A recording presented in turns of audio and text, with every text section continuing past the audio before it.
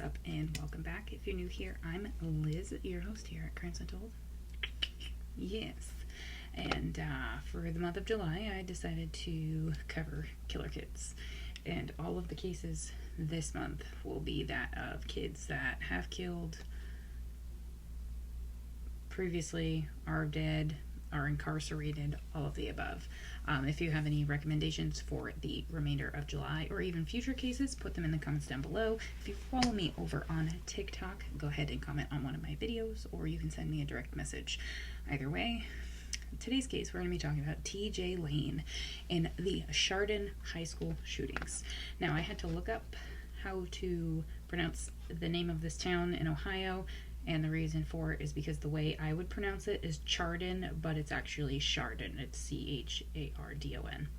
So, on February 27th of 2012, 6 teenagers were shot at Chardon High School in Chardon, Ohio. The perpetrator was 17-year-old Thomas M. or T.J. Lane III.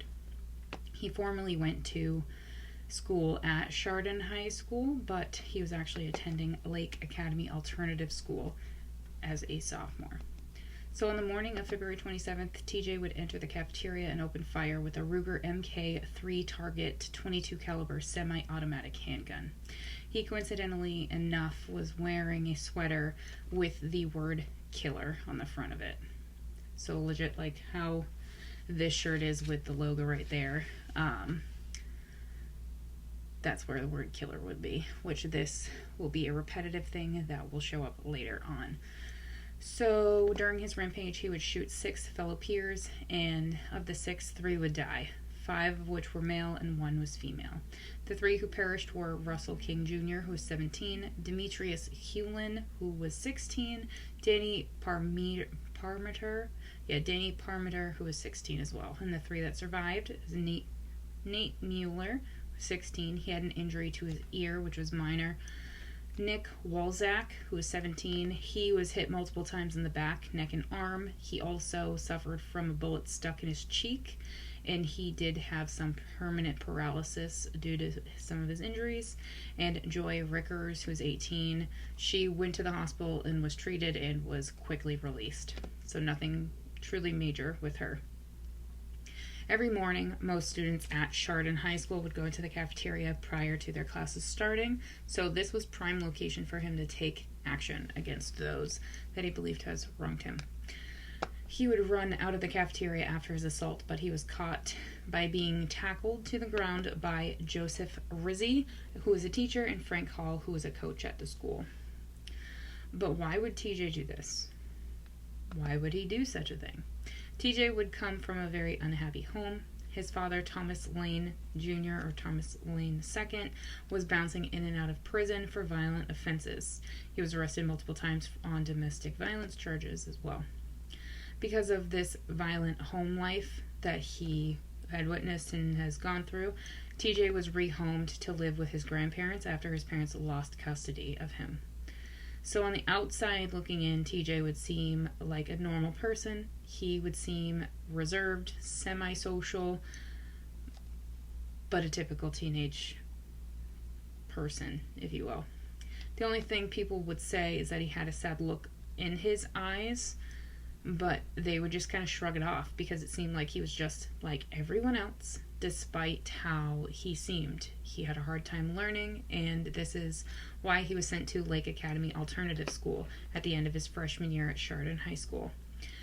About 2 months before the shooting, TJ would write something on Facebook that would be highly disturbing.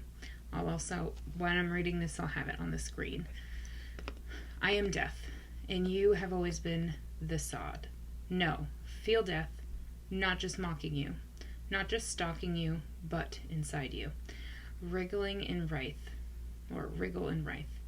Feel smaller beneath my might. Seizure in this pestilence that is my scythe. Die, all of you. So because of this, some people would raise an eyebrow, but no one would act on it or realize that this is what predicted what tragedy he would cause at Chardon High School. During his sentencing, which this irritates me, as it probably will with most of you, because when I watched his sentencing, you can find the video on YouTube. I'll put it in the description description box. I don't know why that was so hard for me to say, but I'll put it in the description box down below. You just have to watch and see what he does, because man, it irritated me to no avail. So during his sentencing, he would enter the courtroom, and after sitting down, he would remove his button-down shirt. And underneath it, he was wearing a white t-shirt with the word killer. Clearly, that was written on it. Very similar to the sweater that he was wearing the day of the shooting. Also, his antics in the room were disgusting. He was smiling while the families were giving their victim impact statements. When it was time for him to speak, he flipped off some of the family members when he was speaking. Part of what he said was, "This hand that pulled the trigger that killed your sons now masturbates to the memory. Fuck you all." What a sweet boy. He also would proceed to keep his middle finger up while saying this to the families. Nevertheless, he would never reveal why he did what he did. No motive was ever given. Due to his age, he unfortunately wasn't eligible for the death penalty because of him being a minor at the time of the murders. So instead, he received 3 life in prison without parole sentences, a life sentence for each of the lives that he took. And the families of these people that he did murder and the ones that he attacked did want the death penalty for him. Sadie Lane, which is his sister, would speak about the shooting after his sentencing. His sentences were revealed, and it's in an interview outside of the courtroom. She stopped by a reporter and asked her what she thinks. So Sadie was actually present at the school that day. She was in the cafeteria. She was one of the witnesses, and she went into hiding at the school after the shooting started that day.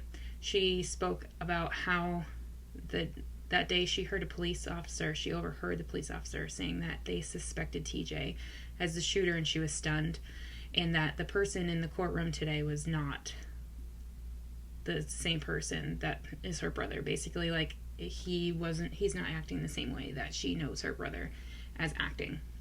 So TJ would end up, going to prison. Well, he ended up escaping from prison. So he was at the Allen Correctional Facility in Lima, Ohio, and he escaped after he scaled a fence. And this was on September 11th of 2014. He would be apprehended less than 24 hours after he escaped. As of right now, he is in a Supermax Correctional Facility, which is the Warren Correctional Institution in Youngstown, Ohio, where he will serve out the remainder of his life with his 3 consecutive life sentences. So that, my friends, is TJ Lane and the Chardon High School shootings. I hope you guys learned something from this, and I'll see you guys in my next video. Bye, guys.